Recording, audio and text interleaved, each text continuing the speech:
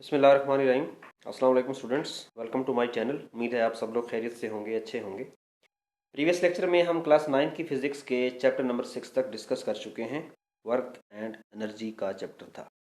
आज की इस वीडियो लेक्चर में हमने डिस्कस करना है चैप्टर नंबर 7 को, जो है प्रॉपर्टीज़ ऑफ मैटर। तो सबसे पहले स्टूडेंट्स आपको ये पता होना चाहिए कि मैटर क्या होता है। Everything that has mass and occupies space is called matter. Matter की 3 स्टेट्स होती हैं, मैं कहता हूँ 4 होती हैं: सॉलिड, लिक्विड, गैस और प्लाज्मा। ठीक है। सॉलिड, लिक्विड, गैस आप सब लोग जानते हैं। प्लाज्मा क्या होता है? प्लाज्मा की एग्जांपल है फ्लेम, शोला। ठीक। और प्लाज्मा पैदा होता है डिस्चार्ज ट्यूब के अंदर। ये सारी बातें आपको पता होनी चाहिए। उसके बाद स्टूडेंट्स आपको kinetic molecular model of matter आना चाहिए, वेरी इंपॉर्टेंट, और हर बार ये लगता है।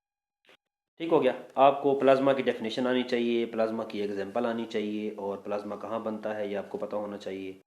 डेंसिटी क्या होती है, डेंसिटी का यूनिट क्या होता है, डेंसिटी मुख्तलिफ एलिमेंट्स की, सब्सटेंसेस की डेंसिटी आपको आनी चाहिए। अगर आप आएँ पेज 147 पे, तो आपको यहाँ एयर की डेंसिटी मिलेगी 1.3 किलोग्राम पर मीटर क्यूब, और यहाँ आपको वाटर की डेंसिटी 1000, आइस की 920, और गोल्ड की डेंसिटी बहुत ज़्यादा पूछते हैं। ये है हमारे पास 1900, सॉरी, यहाँ पे, सॉरी, हमारे पास है, नहीं, हमारे पास, जी बिल्कुल, मरकरी की डेंसिटी हमारे पास, और गोल्ड की डेंसिटी हमारे पास है बिल्कुल 19,300 हमारे पास गोल्ड की है। मरकरी की हमारे पास 13,600 है। एलुमिनियम की हमारे पास डेंसिटी है, ग्लास की है, वाटर की है। ये कुछ डेंसिटीज़ पढ़ी हैं, आप लोगों को लाजमी याद करनी है, एमसीक्यूज़ में कई मरतबा पूछी जाती हैं। ठीक है। अब स्टूडेंट्स आप लोग यहाँ पे एक और चीज़ यहाँ पे कीजिएगा, आपका शॉर्ट क्वेश्चन बहुत ज़्यादा आता है, why ice float on water. Ice water पे फ्लोट क्यों करती है? ये आपका केमिस्ट्री में भी शॉर्ट क्वेश्चन है, और आपका फिजिक्स में भी शॉर्ट क्वेश्चन है। बात सुनिएगा, जिस चीज़ की डेंसिटी कम होती है वो ऊपर होता है, जिस चीज़ की डेंसिटी ज़्यादा होती है वो नीचे होता है। पानी की डेंसिटी 1000 है, 1000, और आइस की जो डेंसिटी है वो 920 किलोग्राम पर क्यूबिक मीटर। ठीक हो गया। तो आइस की डेंसिटी कम है और वाटर की डेंसिटी ज़्यादा है, that's why ice float on water. ठीक हो गया। उसके बाद स्टूडेंट्स आपको पता होना चाहिए यहाँ पे प्रेशर की डेफिनेशन क्या है, प्रेशर का यूनिट क्या है, प्रेशर स्केलर है या वेक्टर है, ये आपको पता होना चाहिए।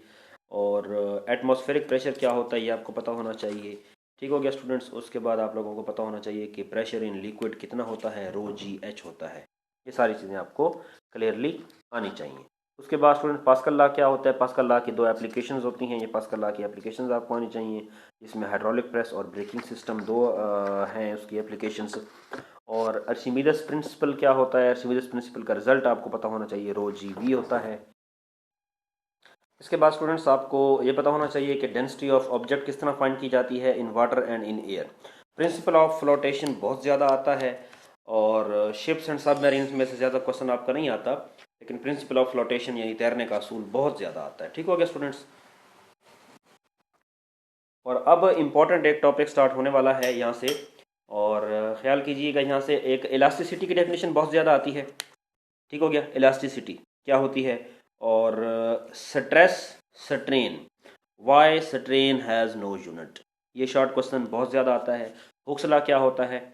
हुक्स लॉ की मैथमेटिकल एक्सप्रेशन भी बहुत ज़्यादा आती है। ठीक हो गया। और स्ट्रेस स्ट्रेन का आपको पता होना चाहिए। यंग मॉडुलस क्या होता है? यंग मॉडुलस का फार्मूला, ठीक हो गया, F L not by A delta L, और इसका यूनिट स्टूडेंट्स आपको पता होना चाहिए। तो ये है स्टूडेंट्स हमारे सारे शॉर्ट क्वेश्चंस। और फिर आप लोग अगर यहाँ पे आएंगे पेज 165 पे, तो यहाँ पे हमारे पास कुछ शॉर्ट क्वेश्चंस हैं जो कि पहले हम डिस्कस कर चुके हैं। हाँ, अप थ्रस्ट फोर्स क्या होती है ये आपको पता होना चाहिए, और इलास्टिक लिमिट क्या होता है। ये शॉर्ट क्वेश्चन बहुत ज़्यादा आता है, इलास्टिक लिमिट वाला 7.22 आपका यहाँ पड़ा है, आपको पता होना चाहिए। बैरोमीटर क्या होता है? बैरोमीटर किस चीज़ के लिए यूज़ होता है ये आपको पता होना चाहिए। और तो स्टूडेंट्स बस यही थे हमारे पास शॉर्ट क्वेश्चन चैप्टर नंबर 7 के। उम्मीद है आपको इस लेक्चर की क्लियरली समझ आई होगी। और अगर आपको हमारी वीडियोस पसंद आ रही हैं तो चैनल को लाइक करें, शेयर करें, सब्सक्राइब करें, और दुआ में याद रखिएगा।